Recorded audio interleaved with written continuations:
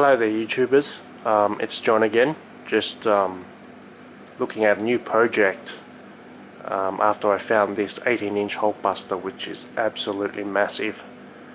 Once again, it's a toy made from Hasbro, and it's part of the Titan series, Age of Ultron. This is the before shot, basically before I rejuvenated this piece of armor. It's made of plastic, same as my past videos in which I had literally repainted the entire piece from ground up and applied or input LEDs on them to make them get that real model-like figure effect. Now with this one, there's a head cap,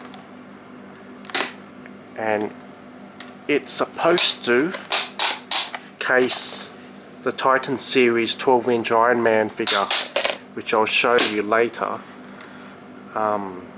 which I've also done a repaint and also implanted some LEDs to give it a very specialized effect.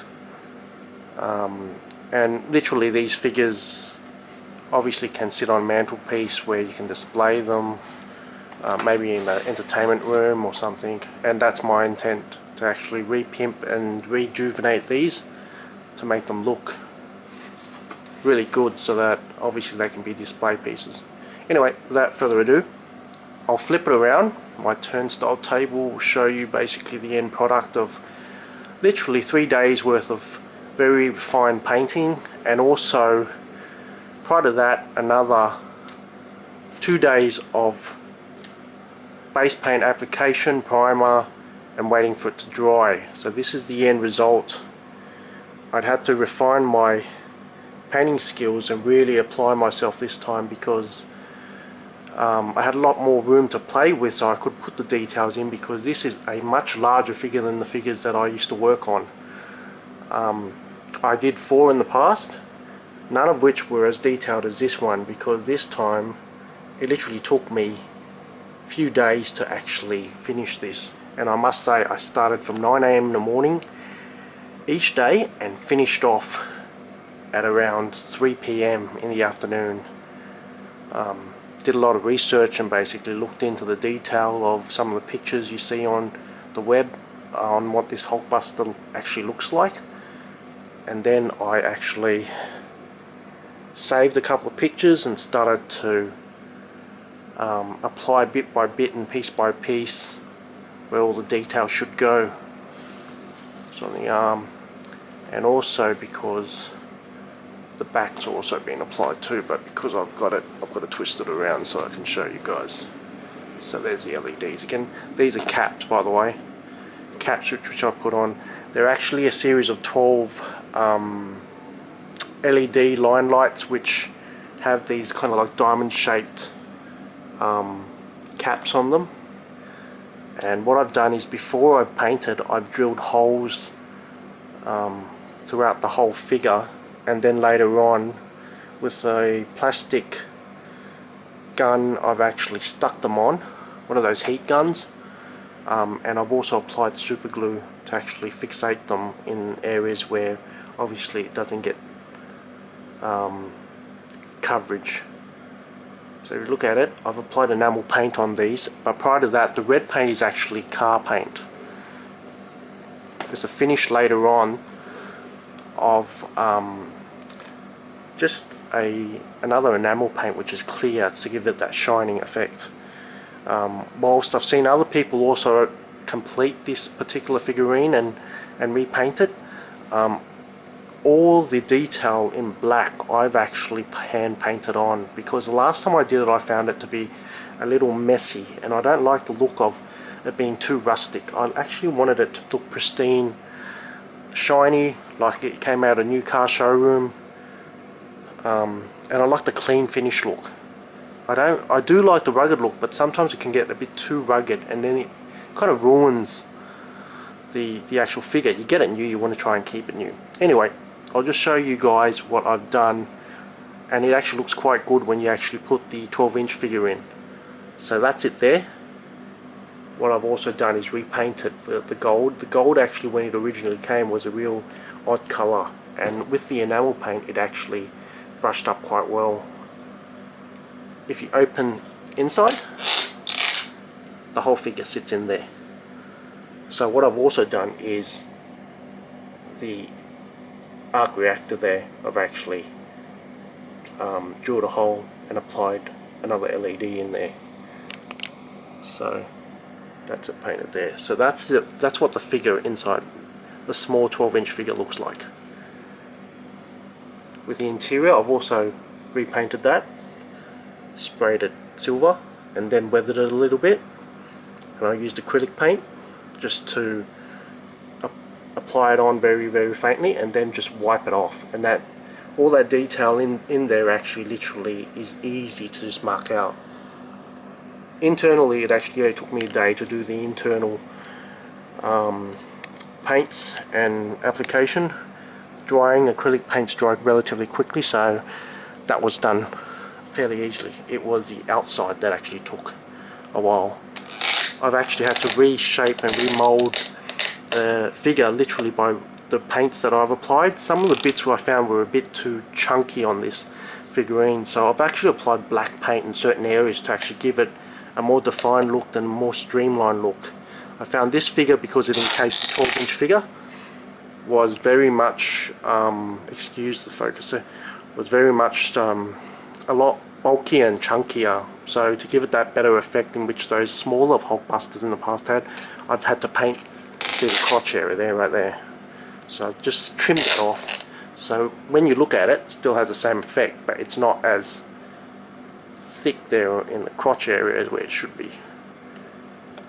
Right, I'll turn the lights on so that you guys can see what it looks like if I can get my hands in there. Okay, so the switch is back here. If I can get it on. I do apologise for this, but I'm trying to hold the camera whilst I'm actually... Okay, so it's just behind the Iron Man. Okay, there it goes. So that's the lights turned on.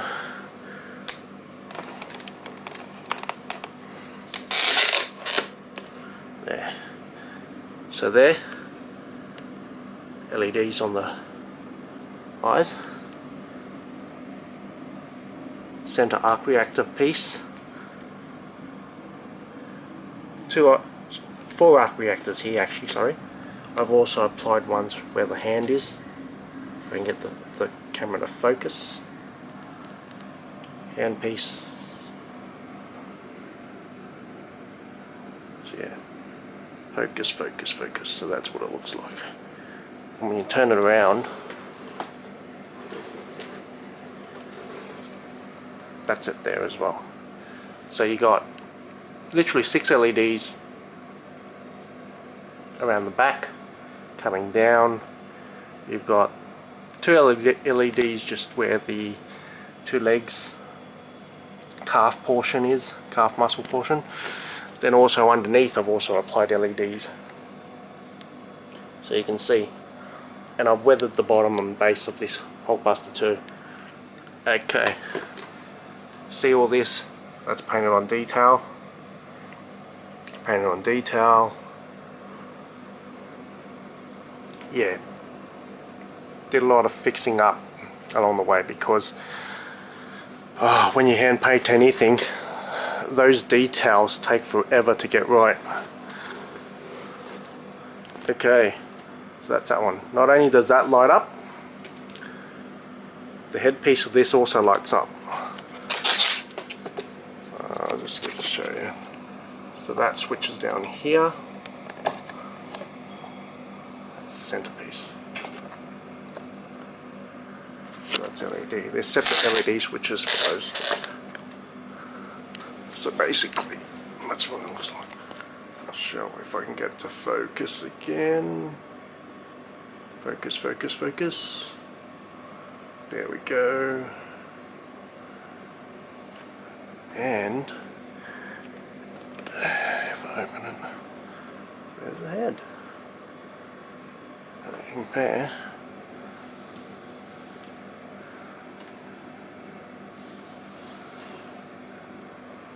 the two. Huge difference, but as you can see, there's so much potential with this particular figurine.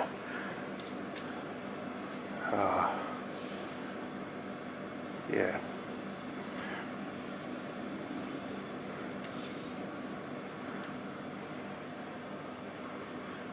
Yeah. And yes guys, I really do have time up my sleeve considering I can do stuff like this. But I'm particularly pleased about the outcome of this one, and it's just opened my eyes to a lot more possibilities of other things that you can do with these particular toys that come out.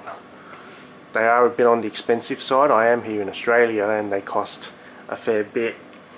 I saw them at Toys R Us when I actually was buying something for my son as a present,